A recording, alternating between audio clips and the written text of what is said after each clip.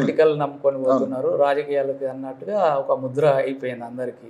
వాళ్ళు కూడా ఎప్పటి నుండి గతం నుండి పోరాటం చేస్తారు. అది బాలరాజన్న కూడా వాళ్ళకు సపోర్ట్ చేసిన రోజులు ఉన్నాయి. ఈయన ఏంటంటే అన్ని విధాలుగా చేసి ఇది కుదరదని మనమే ఒకటి పొలిటికల్ ఫ్రంట్ పెడదాం, BC Telangana BC political front చైర్మన్గా నియమితులయ్యారు. దాంట్లో అందరు సభ్యులు కూడా ఏకీభవించారు. అంటే మీరందరూ న్యూట్రల్. ఇప్పుడు బీసీ పొలిటికల్ ఫ్రంట్ అనేది న్యూట్రల్ గా పనిచేస్తే కేవలం బీసీల కోసం రాజకీయానికి అతీతంగా ఒక సమాజంలో ఒక బీసీ కులాల గురించి సపోర్ట్ చేయడానికి ఈ ఆర్గనైజేషన్ ఉన్నది.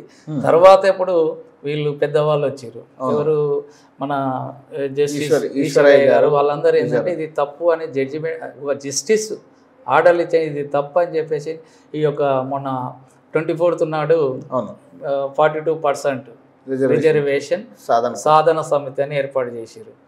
అయితే అది వాళ్ళు ముందుకు వచ్చినందుకు వాళ్ళు ముందు ఉండి మా ఇవన్నీ సపోర్ట్లు చేసి చిరంజీవి గారు వాళ్ళందరూ కూడా మనం కూడా ముందుకు వెళ్ళాలనే ఉద్దేశంతో ఆ రోజు మరి 24 రోజుల పెద్ద ఎత్తున ధర్నా చేస్తే అభిమానంగా మరి బీసీలందరూ సక్సెస్ చేసారు. ఇప్పుడు కూడా మన ఏంటంటే మన హక్కులను ఈరోజు తెలంగాణ గురించి ఎంతోమంది ప్రాణత్యాగాలు చేస్తున్నారు. నీరు నిధులు నియామకాలనే ఉద్దేశంతోనే ఒక కాన్సెప్ట్ తీసుకొచ్చి నేను కూడా దాంట్లో బాధ్యతని అన్ని పోరాటం చేసినాం. కానీ ఎక్కడ పోయినాయి చెప్పుకోవడానికే ఉన్నాయి, కానీ దయచేసి ఇప్పుడున్న బీసీ కులాలకు కూడా మీ సభాముఖ్యంగా తెలియజేసేది ఏంటంటే తెలంగాణ గురించి తెలంగాణ రాష్ట్ర సాధన కొరకు మన బీసీలందరూ ప్రాణత్యాగాలు చేశారు, అన్నీ చేశారు. ఇప్పుడు కూడా జీవితంలో ఈ 42% రిజర్వేషన్ గురించి ప్రాణత్యాగాలు చేయకుండా ఒక ఉద్యమంగా తీసుకొచ్చి ప్రాణాలు పోల్గొట్టుకుంటే వచ్చేది. కాబట్టి ఇప్పుడైనా ఈ పోరాటంలో ప్రతి ఒక్క పౌరుడు ఇవాళ మనం పోరాటం చేస్తే రేపటి నాడు మన పిల్లలకు న్యాయం చేసేటోళ్ళం. కానీ మళ్ళీ వీళ్ళు 25% ఇచ్చేటట్టున్నారు కదా, దాదాపు హైకోర్టు వివరణ ఇవ్వనున్నా 24 లోపు హైకోర్టు వివరణ ఇస్తారంట.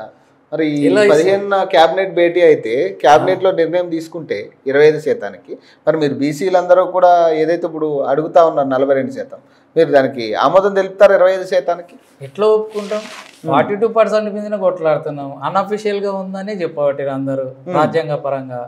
ఈ యొక్క బిల్లు శీతాకాలం పార్లమెంటు సమావేశాలు వస్తున్నాయి కాబట్టి ఇది ఏమైనా మన స్టేట్ గవర్నమెంట్ అక్కడ నిలదీయాలి. ఆ బిల్లు పాస్ చేస్తేనే అయినాకనే స్థానిక ఎన్నికలు పెట్టాలనేది వాదన.